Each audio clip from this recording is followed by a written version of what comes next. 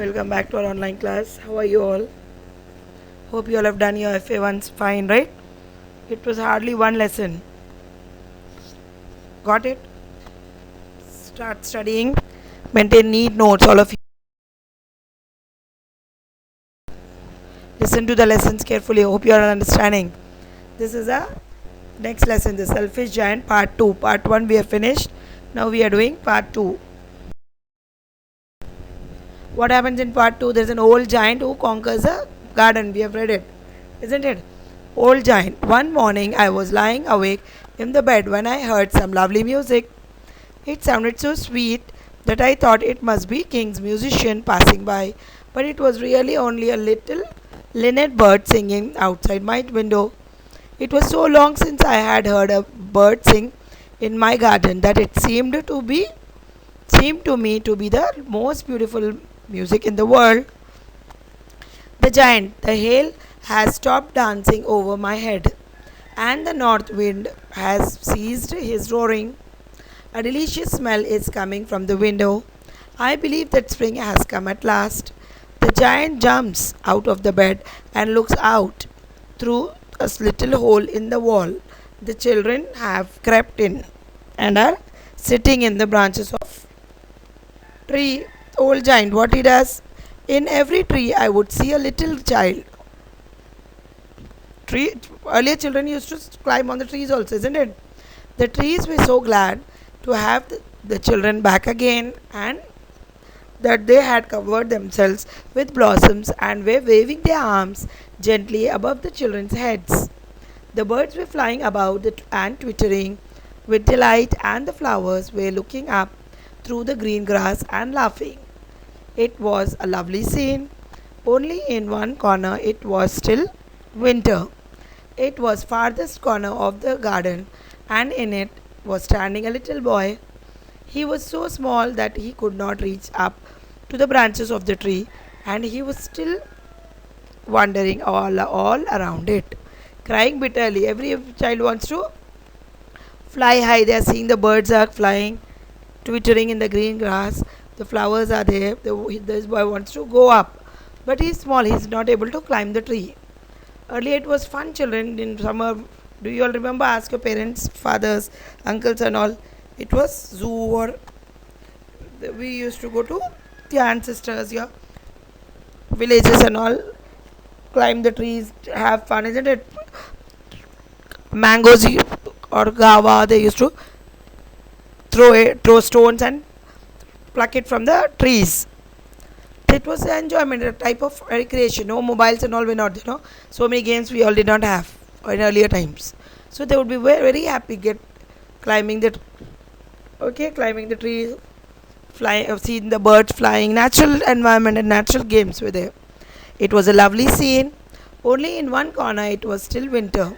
It was the farthest corner of the garden, and in it was standing a little boy. He was so small that he could not reach up to the branches of the tree, and he was wandering all around it, crying bitterly. The poor tree was still quite covered with frost and snow, and the north wind was blowing and roaring above it. Climb up, little boy, said the tree, and it bent its branches down as slow as it could. But the little boy was too tiny. It was then that my heart melted. See the figure, children. Giant came like this on the garden, in the garden near the trees and all. Children used to play in the garden. Now he disturbed them. They are not able to play, poor children. Old giant, how selfish I have been. Now I know how the spring would not come here. I will put that poor little boy on the top of the tree, and then I will knock down the wall, and my garden shall be children's playground forever and ever. Now someone have pity on big poor children, and they were going to kick out this giant, and you were going to let the children play in this garden again like before. Old giant, I was really very sorry for what I had done. So I crept downstairs and opened the front door quite softly, and went out into the garden. But when the children saw me, they were all so frightened that they all ran away, and the garden became Winter again. Only the little boy did not run, for his eyes were full of tears that he did not see me coming. Poor fellow, small children. So I stole up behind him and took him gently in my hands and put him on up into the tree. And the tree broke at once in blossom in happiness, and the birds came and sang on it. The little boy stretched out his two arms and flung them round my neck and kissed me. When the other boys saw that, they came running back, and with them came the spring. Old giant, what did you do? It is your garden now. Little children, old giant, I took an great axe and knocked down the wall.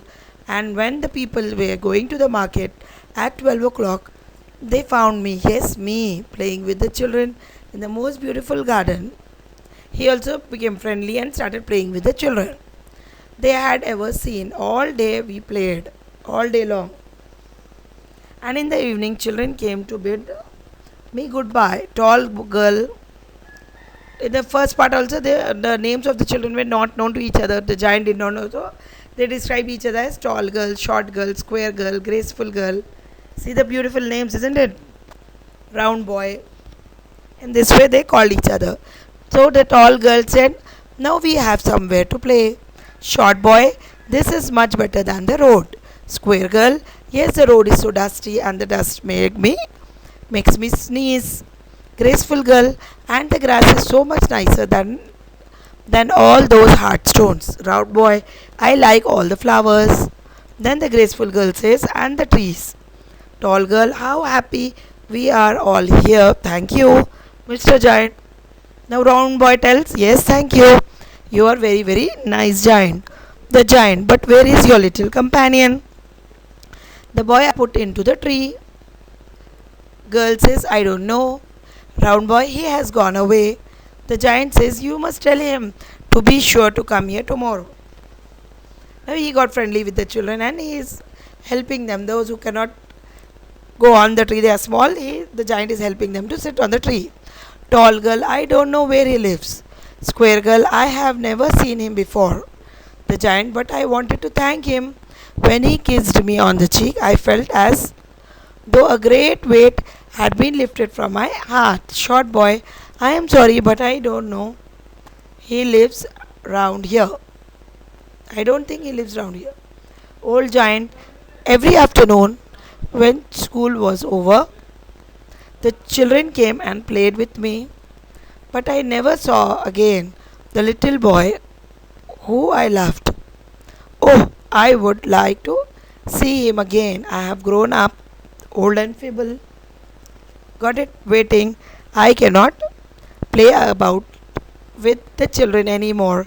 So I sit here in any armchair and watch the children at their games and admire my garden. I have many beautiful flowers, but the children are the most beautiful flowers of all, isn't it? Getting up and looking out of the window. I no longer hate the winter now. It is merrily the spring asleep. The flowers are resting. Suddenly he rubs his eyes in wonder and look around. What a marvelous sight this is. In the farthest corner of the garden, it is beautifully described how the children are playing. The giant becomes friendly. He helps if children are falling down or they are not able to get over the tree. That small boy, no one knows from where he came, his address and all. He will come next day also, they don't know. A tree covered with lovely white blossoms. Its branches are all golden and silver fruit hangs down from them. And what is this? Can it be? Oh, can it be? He has come back. He has come back. The old giant leaps down the stairs into the snowy garden and to the grassy patch where the child is standing. He likes it, boy. Small one came again. When he draws close to the giant and examines him, his face grows red with anger. Old giant, who had dared to wound thee? Your hands, your feet. Who had dared to wound thee? Tell me that I may take you by my big sword and slay him. I'll cut him with the sword. Child, nay, but these are the wounds of love. They are necessary. So the old giant says, falling to his knees Little child, who art thou?